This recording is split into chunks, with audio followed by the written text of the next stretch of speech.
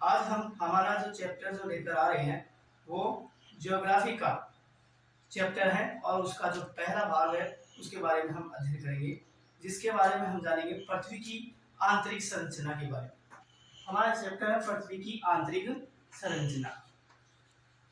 पृथ्वी की आंतरिक संरचना।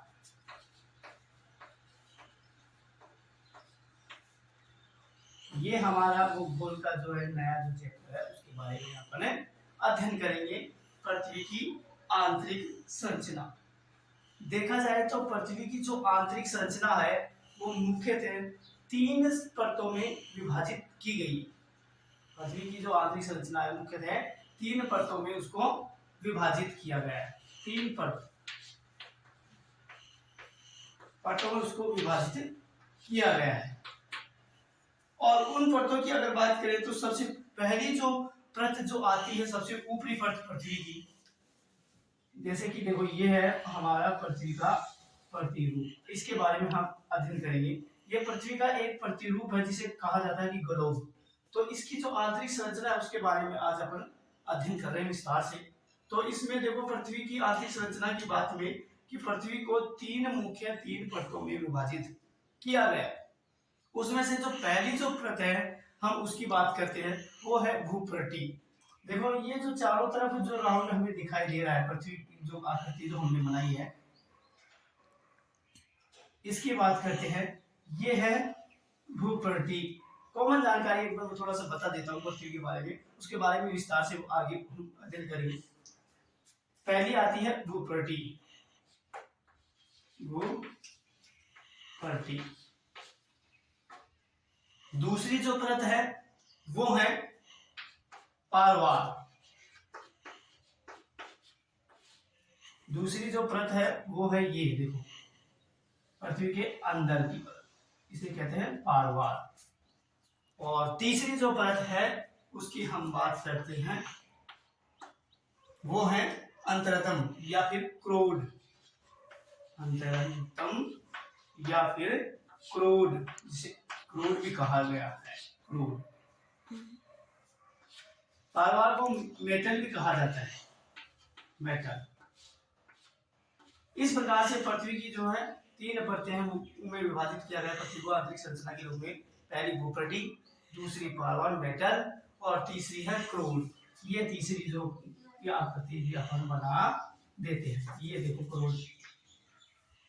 इसके विस्तार के बारे में बाद में जानेंगे, पहले थोड़ा सा इसका जो है कॉमन जो जानकारी हम उसके बारे में अध्ययन कर लेते हैं।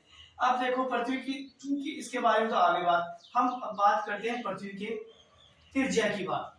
तो देखो ये पृथ्वी का जो सबसे मध्यम जो बिंदु है इसको केंद्र कहा जाता है।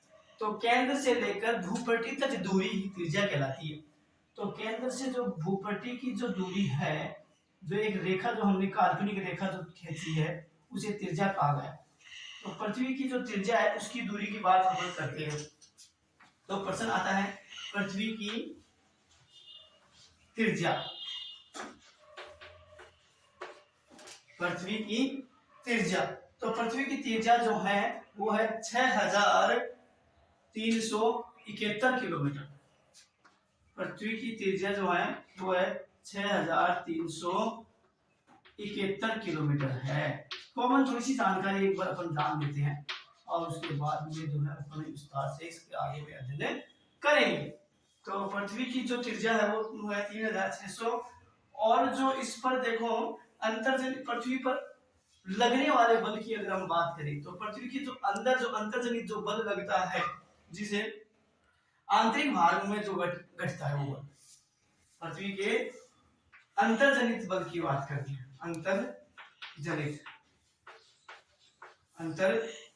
बल, ये बल जो है पृथ्वी के आंतरिक भाग में लगता है। पृथ्वी के आंतरिक भाग में लगता है या फिर घटित होता है और जो इसको कहते हैं साइंस की भाषा में, अगर इसको कहा जाए अंतर्जनित बल को एरोजेनिक फोर्स। इसको दूसरा नाम जो है एडोजेनिक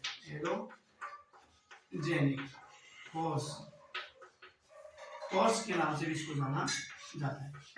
एडोजेनिक फोर्स जो पृथ्वी के आंतरिक भाग पर घटित होता है। दूसरा जो बल है बहिर्जनित बल, दूसरा जो बल आता है वो है बहिर्जनित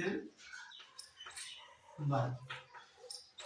सीधी सी बात है, नाम से क्लियर हो रहा है कि पृथ्वी के जो बाहर जो लगने वाला बल है या बाहर, यह बल जो पृथ्वी की सतह पर उत्पन्न होता है, कहा जाता है यह जो बहिर्जनित बल है यह है पृथ्वी की बाहरी सतह पर, बाहरी सतह पर लगता है, इसे ही बहिर्जनित बल कहा जाता है।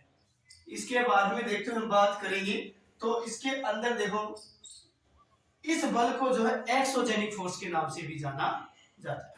इस बल को किसके नाम जाना जाता है? Exogenic force, exogenic